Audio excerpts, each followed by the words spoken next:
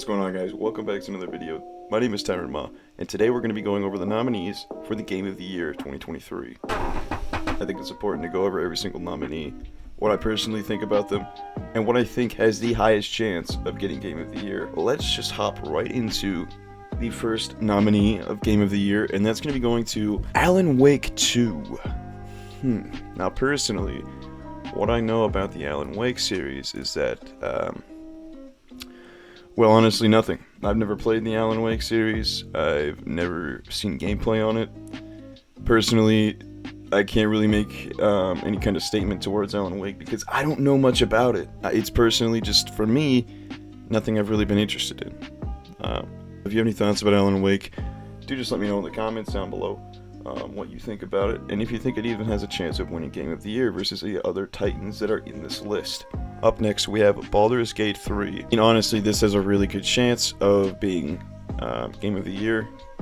I think it has a good chance of getting a lot of votes. Very popular on streaming platforms. There's a lot of people watching this game. There's a lot of people playing this game. It's very custom, very free in terms of what you're able to do with the within the game. Sandboxy, a lot of sandboxy aspects of the game.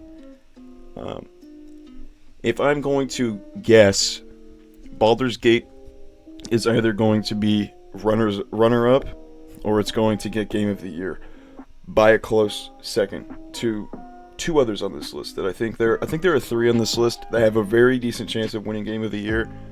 And if they don't, then they're going to get a runner-up. It's that close. So for the third game on the list, we have Marvel's Spider-Man 2. Now, the thing about Spider-Man 2, it's an exclusive, right? Which there's another on this list that's an exclusive. However, even though it's an exclusive, it's still sold exponentially better than some of the other games on this list.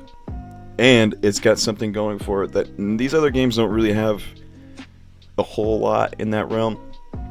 The storytelling for Spider-Man 2 is immaculate. It's what many people would call a movie game, though. There's a lot of cutscenes, there's a lot of dialogue, there's a lot of cinematics, but the gameplay when you're playing the game is stellar.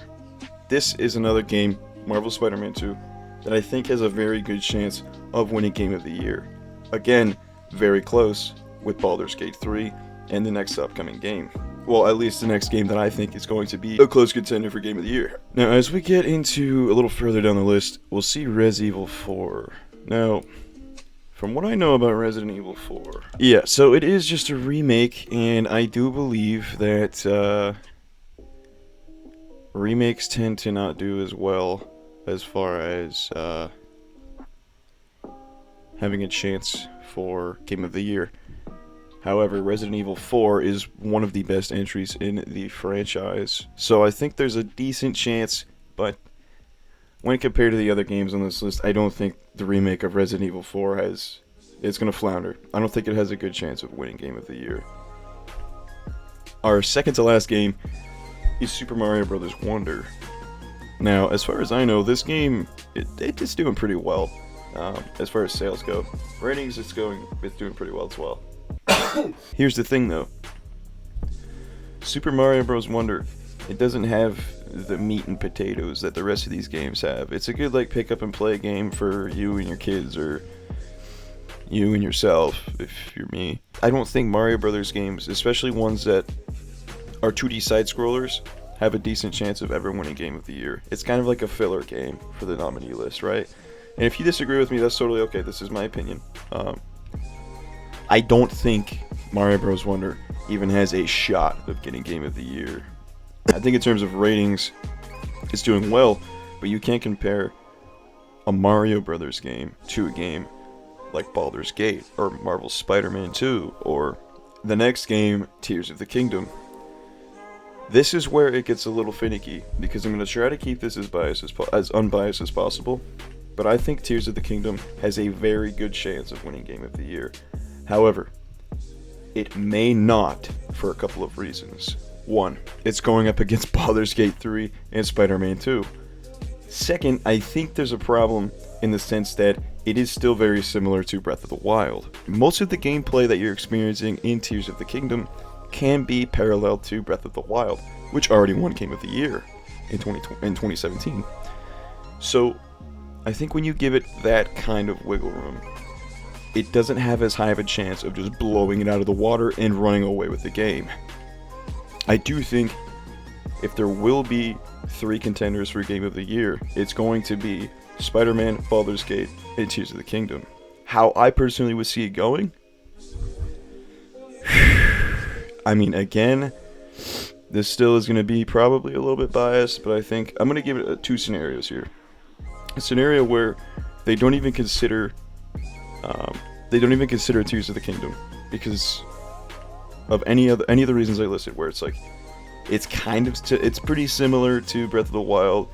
It didn't break a whole lot of new ground. It broke a lot of new ground for the series, don't get me wrong, but a lot of the really good things about Tears of the Kingdom were expanded upon concepts that were already in Breath of the Wild. Therefore, whatever uniqueness it thinks it could bring to the table to give it that leeway to win Game of the Year aren't as powerful. You see what I'm saying? However, the 2 scenarios I see it going, it's going to either be Spider-Man, that's Game of the Year, and then runner-up will be Tears of the Kingdom, or it's going to be Tears of the Kingdom, Game of the Year, runner-up Spider-Man. Baldur's Gate has a decently large community. It has high view polling on social media platforms. A lot of people watch it, but I don't think it's going to be. I don't think it has the same amount of. How do I word this?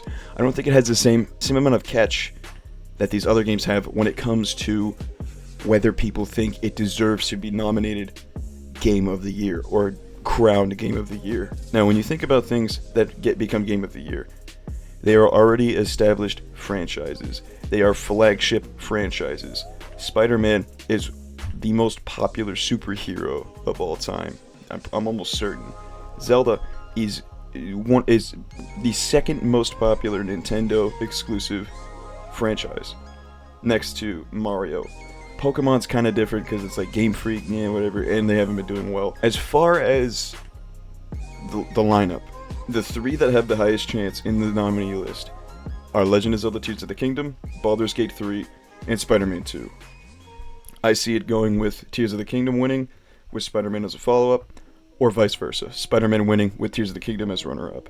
The only way I can see Baldur's Gate getting it is if everyone just kind of bands together and has, like, if there's a cult following for that game, like within the already large following that wants it to win bad enough, then there could be a possibility, but I personally do not think that Baldur's Gate has a chance of winning.